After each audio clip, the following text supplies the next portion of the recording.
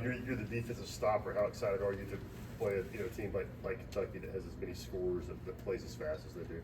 Man, it's definitely exciting. It's something that I look forward to.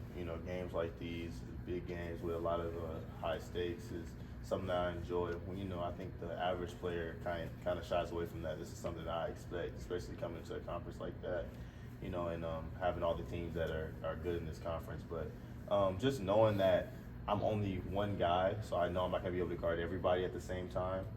So just kind of knowing and kind of gauging who's hot, who's on to a good start, and kind of being able to switch onto that defender, because that's just who I am. I just want to guard whoever's playing the best. So having to gaze through that and really pick and choose who I should be guarding and switching up my matchup.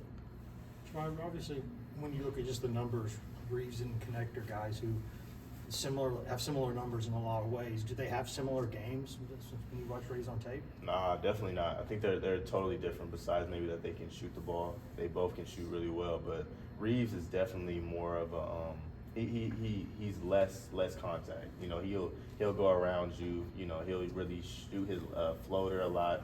He'll get to the basket at times, but he's curling off screens, trying to get catch and shoot shots. He's really good in transition to stop the popping threes.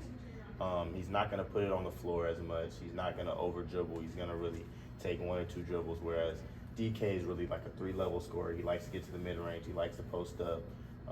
He's good in ball screens. He'll take a certain amount of dribbles to get his shot off. So I think they're two different players.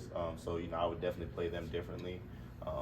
Just try and get into Reeves more and run him off the line and force him to make decisions off the bounce. They have several weapons. What makes them so efficient offensively as a whole? I think they just did a good job of learning each other's games and just playing off of that. They know that they each have different play styles, and they know that when they play that it's not just going to be able to have one guy dribbling the whole time. They do a good job of moving the ball. They do a good job of having screens, and they have a lot of different threats. And that when you have 3 or 4 guys that kind of do the same thing, it's easy to guard. But when you have 3 or 4 guys that do different things and their strengths are different, it makes it a little bit tougher to match up with them and to stop all those weapons.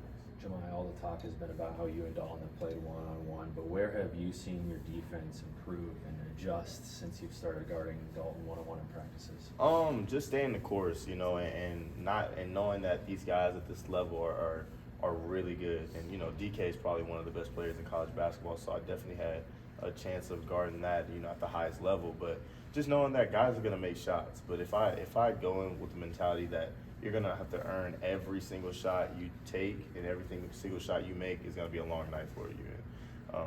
If I can get a guy under their average, or even if they get their average but their efficiency is really low, that's a win for me, because they're forcing the issue. They're trying to get something that's not really there. So I think as a defender, where freshman year, probably a little bit of sophomore year, my goal was just to shut guys at 0 points, and if I didn't do that, I was hard on myself. But now it's just more like staying the course, staying with it, and just being consistent on the defensive end, making sure I don't give up lapses where they can come off and have a little hot start.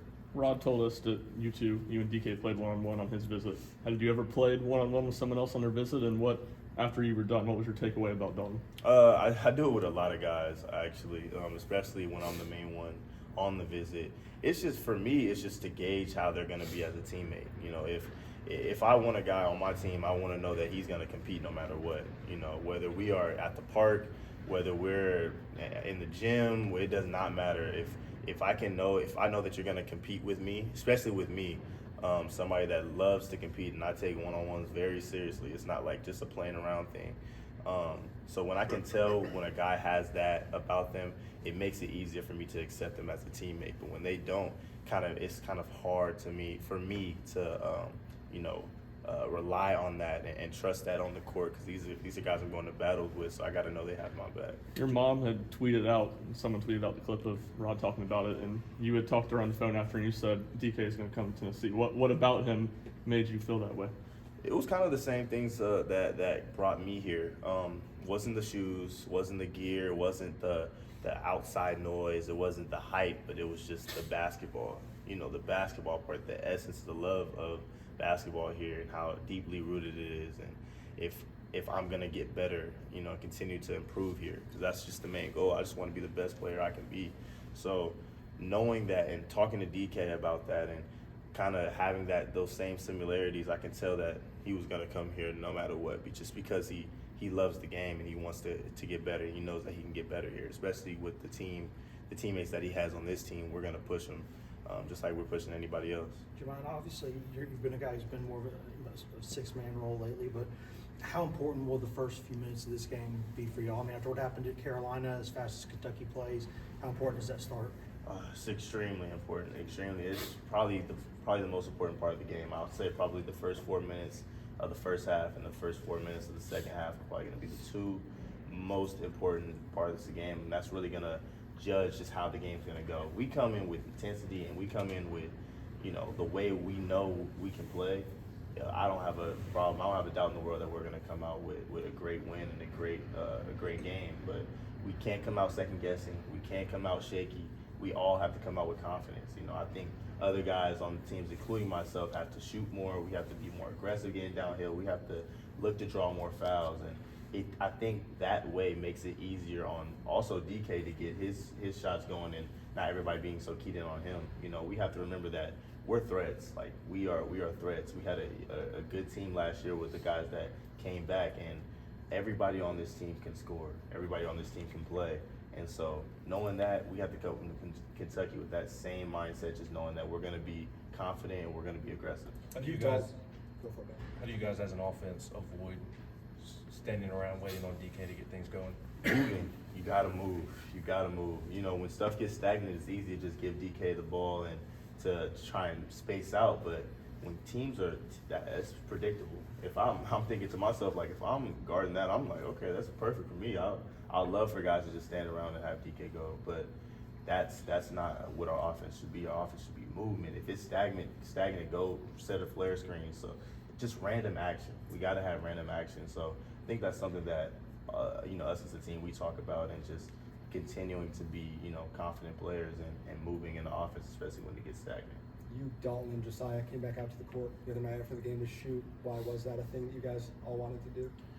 It was kind of frustrating. I think it was all for different reasons. I think DK, even though he had a good game on the stat sheet, I know it was little details that he felt he could have did better. Obviously, free throw line shooting, decision makings while he's going to the basket. So, he's always thinking about that. And Josiah, kind of the same thing, just knowing that he could have been more aggressive. But me, it was just that, I have to be more offensively assertive. I had a stretch of games where I was, and then I kind of got back into kind of not doing much offensively, and that's not me. That's not my game. Like, before I came to Tennessee, I could score, and going into this role, I had to learn how to adjust into Barnes' offense and to be effective but also efficient. And these 2 years being here, I know how to do that, and so I have to do that more consistently just to make it easy on other guys and be a threat. Obviously, I've gotten my shot down so guys can respect me from the three-point line a lot more. So, going from that, I have to be able to be more creative. Got to be able to get to the basket, get paint touches, draw more fouls, get to the free throw line more. So, just knowing that going back on the court was kind of just a reminder to me that I spend too much time on the court to not be offensively aggressive. Spend too much time in the gym to not be myself and to not be confident on the floor. So it was just a reminder that I can play, and that it's just a little boost in my confidence. Jahmai, we know that obviously Zakai doesn't have a lot of games where he doesn't play very well. What's he like in the moments after he has a rare game where he doesn't play very well? Is he even more intense? What's he like? I think he is even more intense. I think he's hard on himself. I think a lot of us on our team are very hard on ourselves, and I think that can be a bad thing as well as a good thing. Obviously I'm hard on myself too, so I try to just give them confidence when they're thinking or overthinking about it. But I think Z was frustrated with how he played, and I think he wants to play even better, just not for him but for us, so we can win, because that's his main goal. So talking to him, he's keyed in on these matchups. He's keyed in on playing good on both sides of the ball, and he's keyed in on being more assertive as far as being that ball handler that can create for other people and make it easier for everybody else. Anything else for Jahmai? I got one more. Jahmai, Last one. ball screen coverage. If you get lost on that with a team like Kentucky, it can really bury you. And obviously, communication is important. How much of communication is emphasized here, and how much of it is an innate trait or a learned trait? That it's a good question, because I think a lot of people, it's just people feel like it's something you either have or you don't. But I definitely disagree. I got it at a very early age. I was, on a lot of defensive teams growing up, especially playing up. That's how I played. It was playing defense. So, like you said, Kentucky, if you get lost in the ball screens, it's gonna make it very hard for them to stop it. But if you get out and you're aggressive on them, and you can pressure them, and you can do it without fouling, it's gonna make it easier. But it goes with the guards and the bigs working well together. So that's why these practices that we're about to have and these scout teams that we're about to do, we have to be keyed in on it, because we all have to be on the same page. We all have to be on the same, kind of line. So knowing that, when we can execute that, it's gonna make life easier on both ends. We can get out and run, we can get out and get in transition, and we could also come back and stop them from scoring. So that's definitely a point of emphasis for us, just being on the same page. Thanks, everyone.